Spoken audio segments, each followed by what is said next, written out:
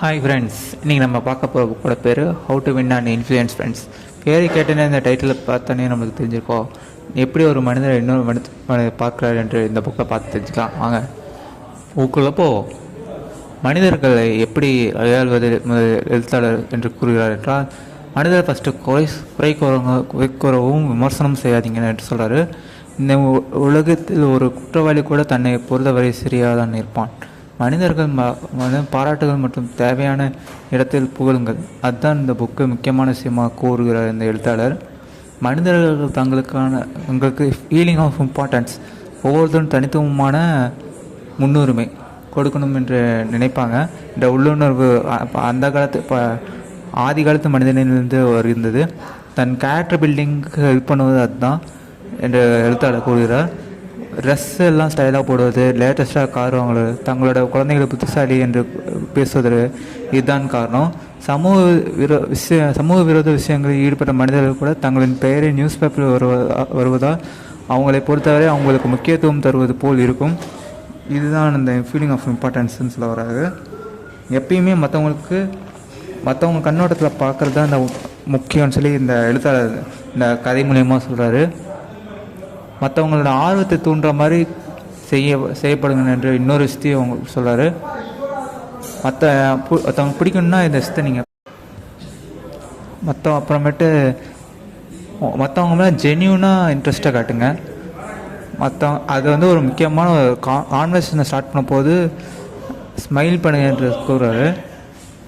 மற்றவங்க சொல்கிறது கேளுங்க, மற்றவங்கள பேச வைங்கன்னு சொல்கிறாங்க. ஒவ்வொரு மனிதனும் பிறர் பேச பிறர் பேச கேட்கறத தான் பேச கேட்கணும் என்பதுதான் விரும்புவாங்க. அப்புறமேட்டு பார்த்தீங்கன்னா அப்புறம் ஒரு சண்டையை கையாளுவது எழுத்தாளர் என்ன சொல்கிறாங்கன்னா, அதை முதல்ல அவாய்ட் பண்ணுங்க என்று கூறுவாங்க.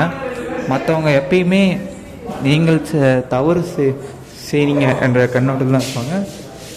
அது செஞ்சீங்கன்னு ஏன்னா மற்றவங்களை நீங்கள் ஜெயிப்பது மூலம் அவங்களோட செல்ஃப் ரெஸ்பெக்டை நீங்கள் குறைக்கிறீங்க.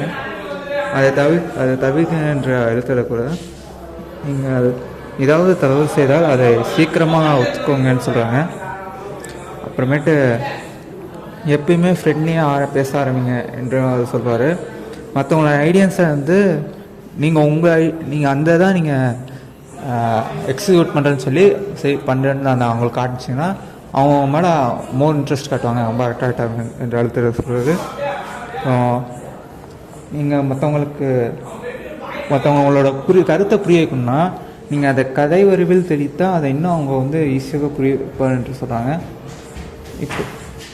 இப்போ ஒருத்தவங்க நீங்கள் சொல்கிறத அவங்க செய்யணும்னா நீங்கள் அதை கட்டளை வேலையோடு சொல்கிறதோட ஒரு சவாலாக ஒரு சேலஞ்சாக சொன்னீங்கன்னா அதை செய்கிற வாய்ப்பு அதிகமாக இருக்குது.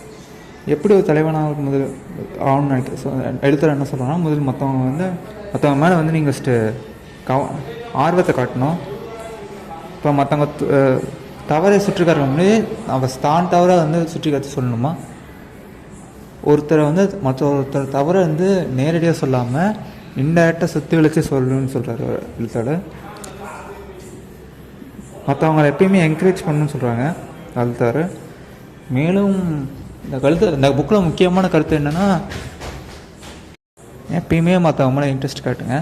எப்பயுமே மற்றவங்க சொல்கிறது கேளுங்க. அவங்க மற்ற பேச வச்சு பாருங்கள். அவங்களே ஜென்யூன் இன்ட்ரெஸ்ட் காட்டும்ன்றதே ஒருத்தவங்க மேலே நிறைய ஃப்ரெண்ட்ஷிப்பை உருவாக்குறதுக்கு முக்கியமானது அப்படின்னு சொல்கிறது தான் இருக்கும்.